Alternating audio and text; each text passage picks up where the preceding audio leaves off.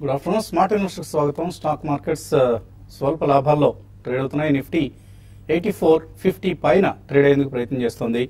సెన్సెక్స్ కూడా సుమారుగా 100 పాయింట్ల లాభంతో 28,000 మార్కు నిలబెట్టుకునే ప్రయత్నంలో ఉంది.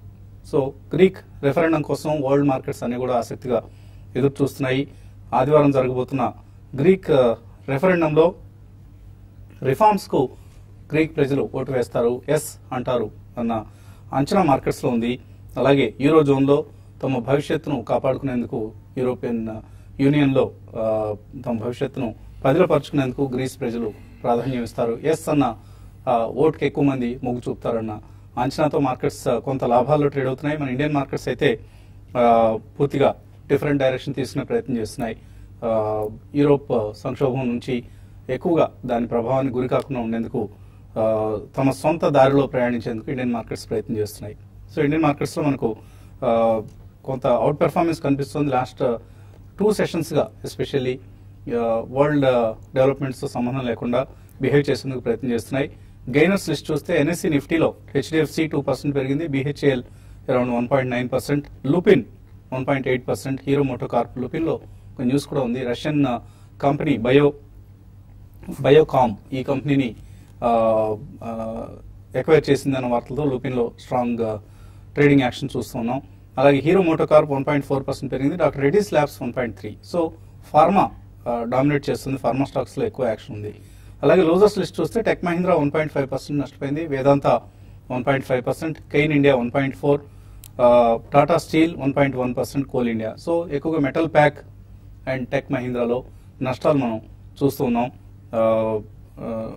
నిఫ్టీ స్టాక్స్ సంబంధించి. అలాగే మిడ్ క్యాప్స్ కొంత ఇవాళ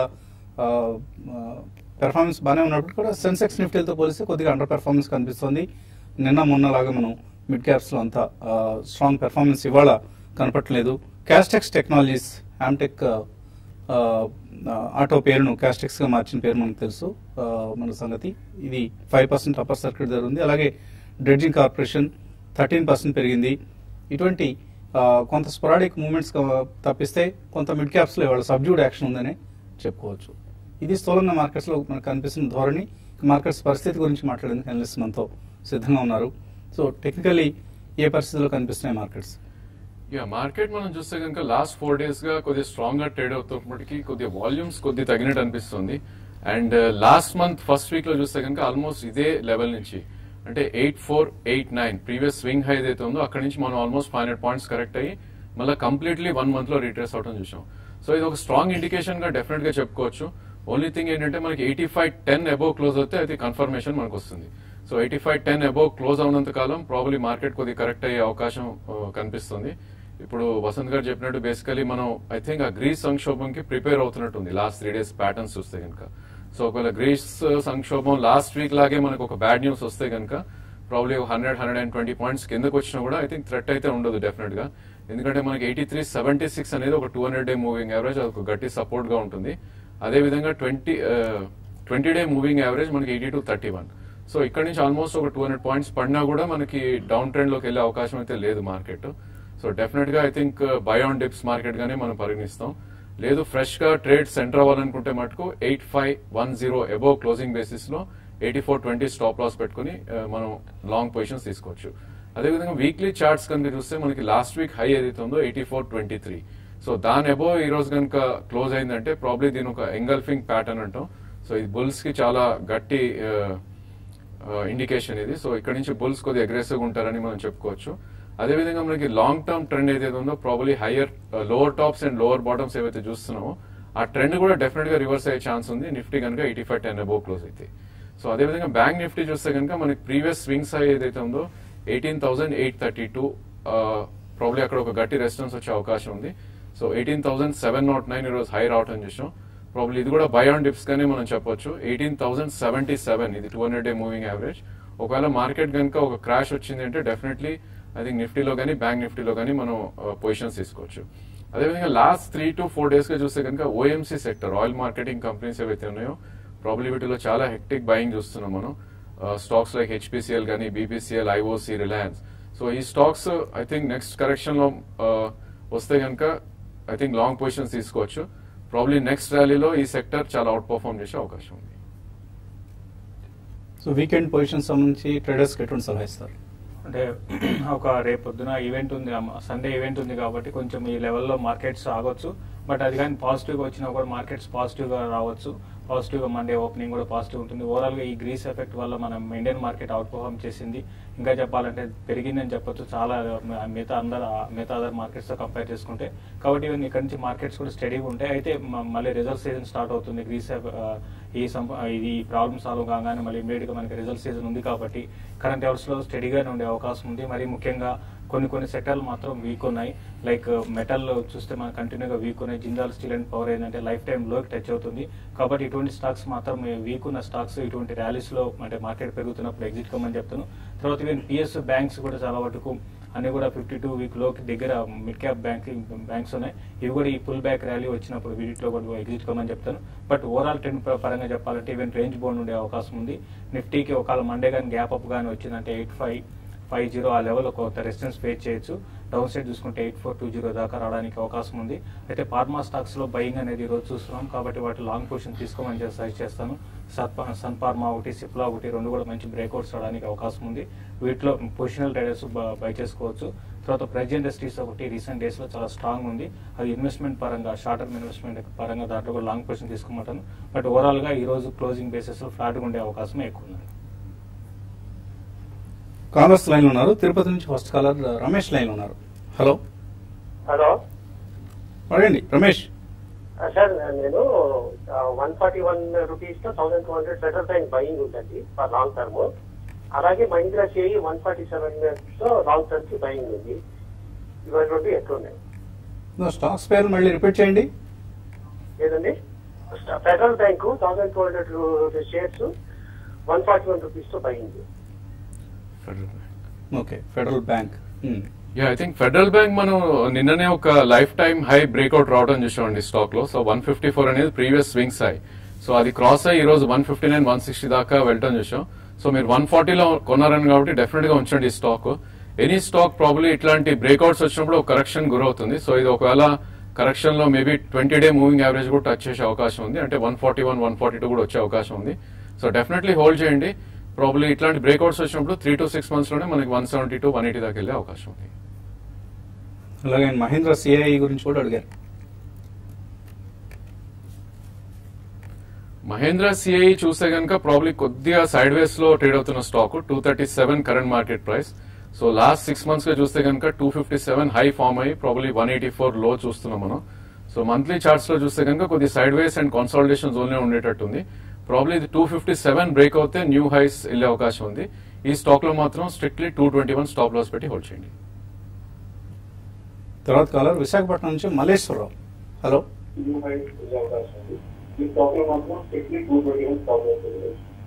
రండి మల్లేశ్వరరావు.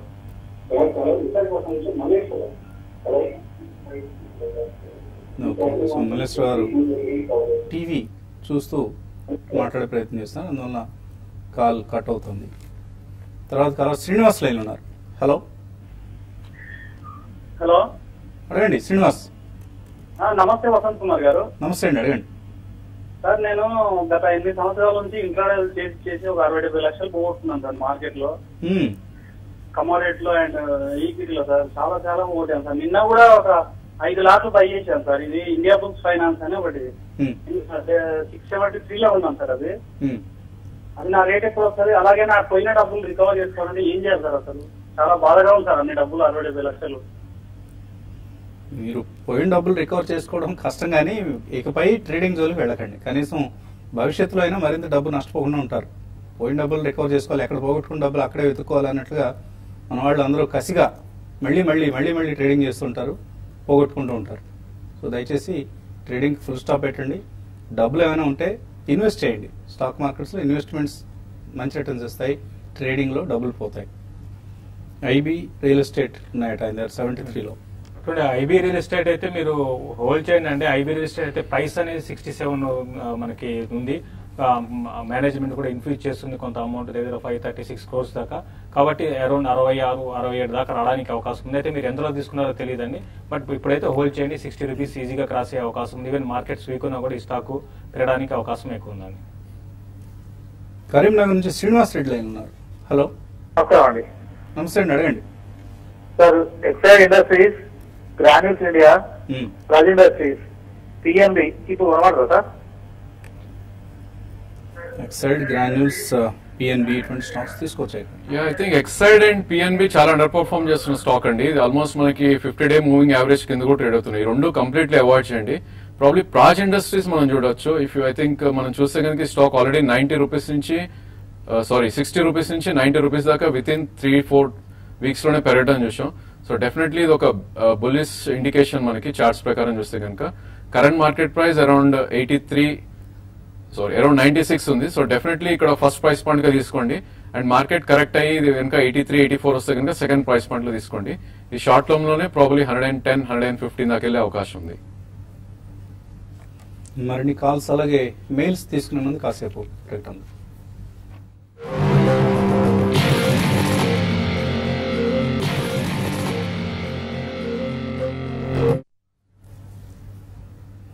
స్మార్ట్ ఇన్వెస్టర్ తిరిగి స్వాగతం. 110 పాయింట్ల లాభంతో సెన్సెక్స్ 25 పాయింట్ల లాభంతో నిఫ్టీ 8470 దగ్గర ట్రేడ్ అవుతున్నాయి. తర్వాత కాలర్ లైన్ ఉన్నారు, విజయవాడ నుంచి మూర్తి. నమస్తే వసంత్ గారు.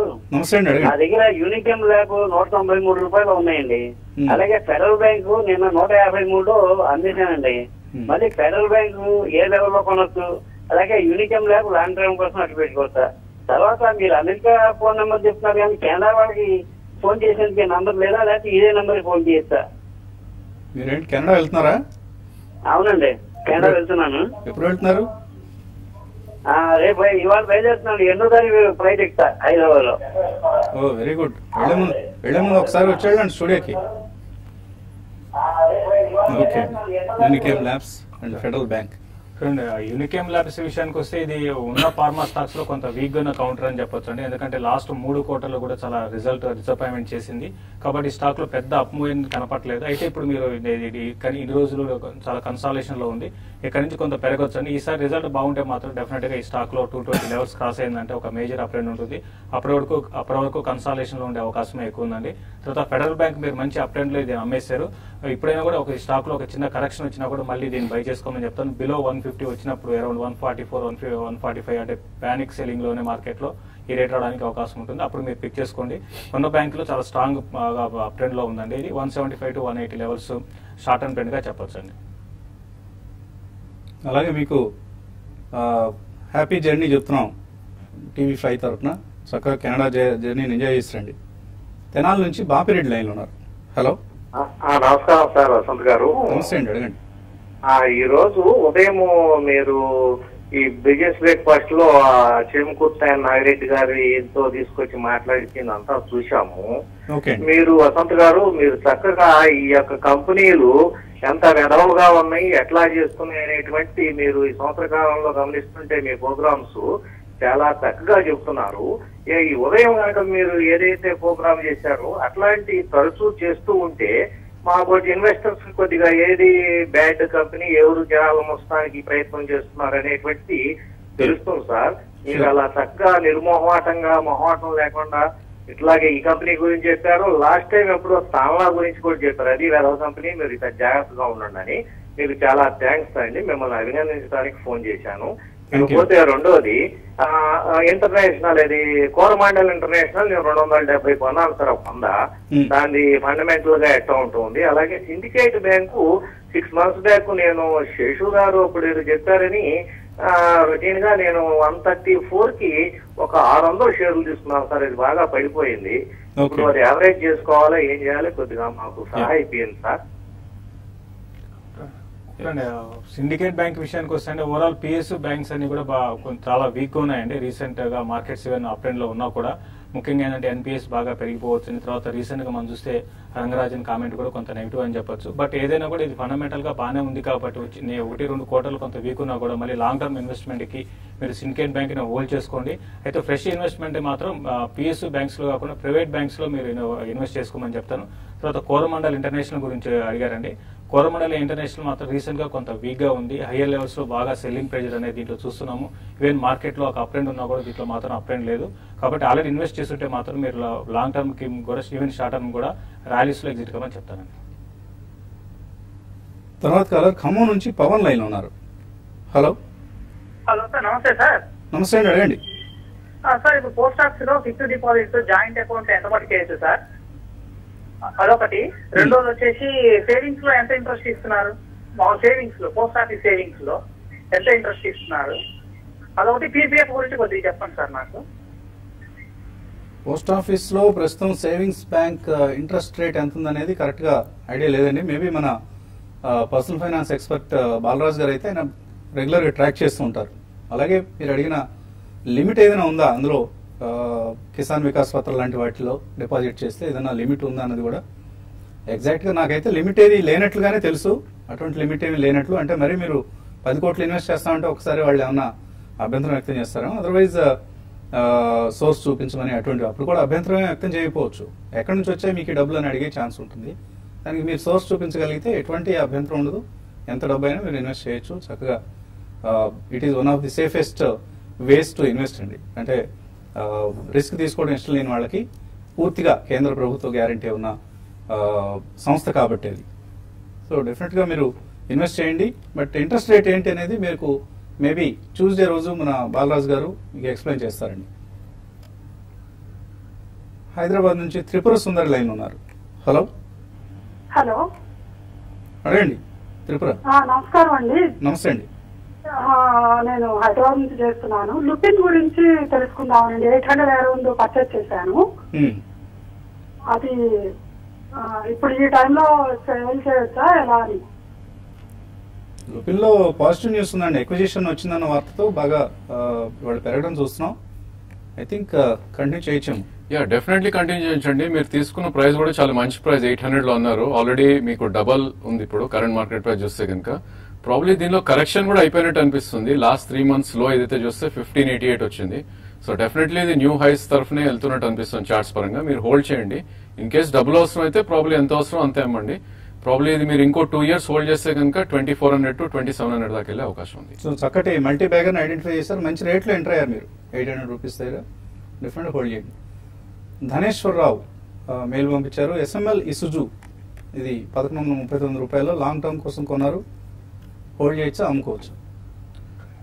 లాంగ్ టర్మ్ కోసం ఈ స్టాక్ ని మీరు డెఫినెట్ గా హోల్డ్ చేయొచ్చు అండి. అయితే రీసెంట్ గా కొంత హైయర్ లెవెల్ అరౌండ్ 1200 ఆ లెవెల్ కి వచ్చినప్పుడు కొంత రెసిస్టెన్స్ అనేది ఫేస్ చేస్తుంది.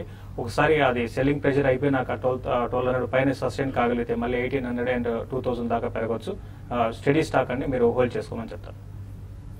రాధాకృష్ణ అడుగుతున్నారు. RS సాఫ్ట్వేర్ 400 రూపాయలకు ఉన్నారు 6 నెలల క్రితం. ఇవాళ పెరుగుతోంది.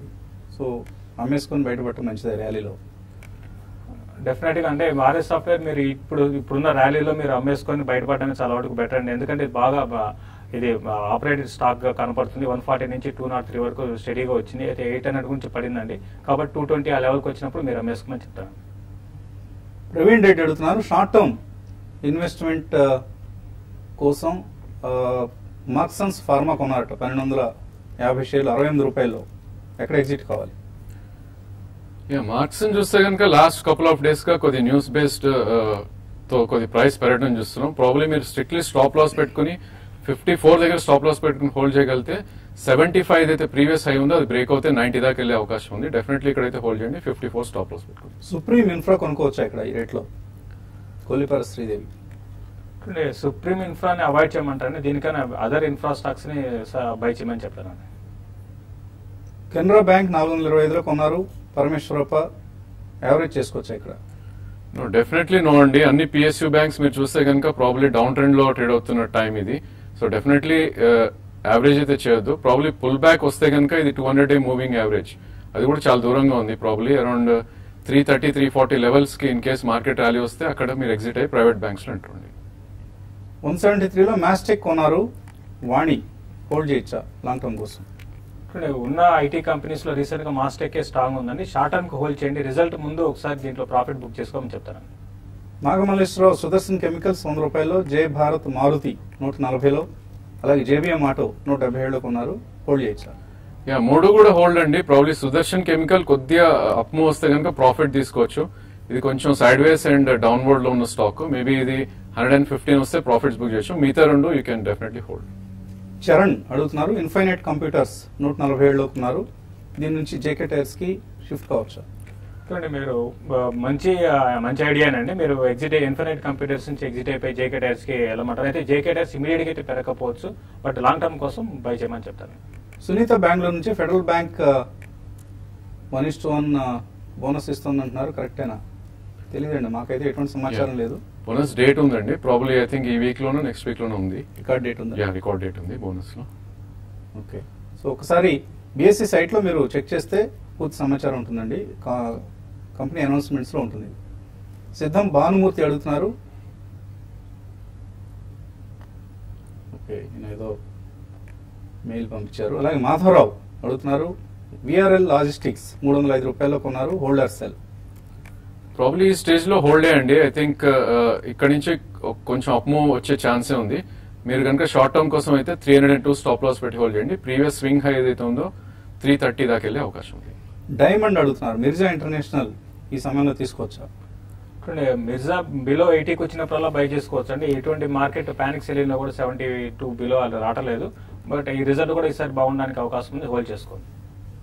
లక్ష్మి సౌపర్ణిక్ అడుగుతున్నారు, బ్యాంక్ నిఫ్టీ 9,300 మేబీ 19,300 కాల్ తీస్తున్నారట, నిఫ్టీ 8,400 కాల్ ఉందట, ఏం చేయాలి? ఐ థింక్ రెండు కూడా హోల్డ్ అనే చెప్పొచ్చు అండి. మేబీ బ్యాంక్ నిఫ్టీ కనుక 18,800 దాటితే కనుక మీ ప్రైస్ వచ్చే అవకాశం ఉంది, అంటే 19,200 దాకా. అక్కడ మీరు ఎగ్జిట్ అవ్వండి. బట్ స్ట్రిక్ట్లీ మీరు 18,266 కింద స్టాప్ లాస్ పెట్టండి. అదేవిధంగా నిఫ్టీ కూడా మీరు హోల్డ్ చేయండి 84.26 స్టాప్ లాస్ తోటి. కెనరా రోబెకో ఎమర్జింగ్ ఈక్విటీస్ ఫండ్ లో ఇన్వెస్ట్ చేస్తున్నారు రామ్ సత్యనారాయణ. మీకు బాలరాజ్ గారికి ఈ మెయిల్ ఫార్వర్డ్ చేస్తాను, ఆయన మీకు మెయిల్ రూపంలో సమాధానం ఇస్తారు. కావేరీ సీడ్స్ ఈ ప్రైస్ లో కొనుక్కోవచ్చు అంటారా? రమేష్ రెడ్డి అడుగుతున్నారు. డెఫినెట్లీ నో అండి. ఈ స్టాక్ కనుక చూస్తే లాస్ట్ 5 months లో 1075 నుంచి ప్రాబ్లీ 719 దాకా పడినా కూడా ఐ థింక్ కొద్ది డౌన్ ట్రెండ్ లో ఉన్న స్టాక్. మీరు కనుక స్ట్రిక్ట్లీ 696 స్టాప్ లాస్ పెడితే కొద్ది క్వాంటిటీ అటెంప్ట్ చేయండి, లేదంటే అవాయిడ్ చేయండి. వర్షాలు బాగా పడుతూ ఉండడం అనేది సీడ్ కంపెనీకి సంబంధించి నెగిటివ్ అంశం అండి. ఎందుకంటే వర్షాలు పడకపోతే మళ్ళీ మరొకసారి విత్తనాలు నాటేందుకు రైతులు సిద్ధమవుతారు. ఒకసారి వేసినవి సరిగా పెరగవు కాబట్టి, ఎదగవు కాబట్టి. సో కావేరీ సీడ్స్ లాంటి వాటికి ఒక అవకాశం కోల్పోయినట్లయింది. అందుకనే సీడ్ కంపెనీస్ షేర్ ప్రైసెస్ ఈ మధ్య తగ్గాయి. కావేరీ సీడ్స్ కూడా అదే విధంగా తగ్గుతుంది. ప్రస్తుతానికి అవాయిడ్ చేయండి. ఐషర్ మోటార్స్ కరెంట్ లెవెల్ తీసుకోవచ్చా? రాకేష్ రెడ్డి అడుగుతున్నారు. ఈ రోజు ట్రేడ్ ప్యాటర్న్ చూస్తే కనుక ప్రాబ్లీ ఒక బేరిష్ ఎంగల్ఫింగ్ చూస్తున్నాం అండి. ఇక్కడ వెయిట్ చేయండి, మీరు ఇంకా కొద్ది కరెక్షన్ వచ్చి మేబీ 19,500 19,700 మధ్యలో అటెంప్ట్ చేయండి. సుజాత అడుగుతున్నారు, గ్లెన్మార్క్ ఫార్మా 72% లాభంలో ఉన్నారు, ఇప్పుడు ప్రాఫిట్ బుక్ చేసుకోవచ్చా? లాంగ్ టర్మ్ కోసం హోల్డ్ చేయొచ్చా? లాంగ్ టర్మ్ కోసం హోల్డ్ చేయండి. కంటిన్యూగా మధ్యలో చిన్న చిన్న కరెక్షన్ తప్ప మేజర్ కరెక్షన్స్ అయితే ఇందులో రావట్లేదు. 1,200 రూపీస్ దాకా పెరగడానికి అవకాశం ఉంది. ఇప్పుడే 1,000 పైన వచ్చింది కాబట్టి ఇక్కడ నుంచి మేము అట్లీస్ట్ 15 to 20% రావచ్చు, మీరు హోల్డ్ చేసుకోండి. భార్గవ్ సిద్ధార్థ్ అడుగుతున్నారు, శ్రీకాళహస్తి పైప్స్, అరబిందో ఫార్మా ఇవి మల్టీ బ్యాగర్స్ అవుతాయా? శ్రీకాళహస్తి పైప్స్ అంటే మంచి కంపెనీ అంటే మీరు బై చేసుకోవచ్చు. మల్టీ బ్యాగర్ అవుతుందని చెప్పలేము, బట్ అరబిందో ఫార్మా మాత్రం ఆల్రెడీ బాగా పెరిగింది కాబట్టి ఇక్కడ నుంచి మల్టీ బ్యాగర్ కాదు, ఒక ఇయర్ ఆన్ ఇయర్ మంచి రిటర్న్ రావడానికి అవకాశం ఉంటుందండి. ఓకే అండి, సో నిఫ్టీ సెన్సెక్స్లు స్వల్ప లాభాల్లో ట్రేడ్ అవుతున్న సమయం ఇది. అలాగే రేపు సాయంత్రం TV5, paisaxpaisa.com, అలాగే ప్రుడెన్షియల్, ఐసిఐసిఐ ప్రుడెన్షియల్ ఈ 3 సంస్థలు సంయుక్తంగా ఇన్వెస్టర్ కాన్ఫరెన్స్ నిర్వహిస్తున్నాయి. అతి కొద్ది సీట్లు మాత్రమే పరిమిత సంఖ్యలో ఇన్వెస్టర్స్ అందుబాటులో ఉన్నాయి. రిజిస్టర్ చేసుకోవాలి, ఆసక్తిగా ఉంది, హాజరు కావాలన్న ఆసక్తి ఉన్న వాళ్ళు 9959555609 లేదా 9959555619 ఈ నెంబర్స్ కాల్ చేసి మీ పేర్లు రిజిస్టర్ చేసుకోండి. మరొకసారి ఫోన్ నెంబర్స్ రిపీట్ చేస్తాను, 9959555609 లేదా 9959555619 ఈ నెంబర్స్ కాల్ చేయండి. Have a happy weekend.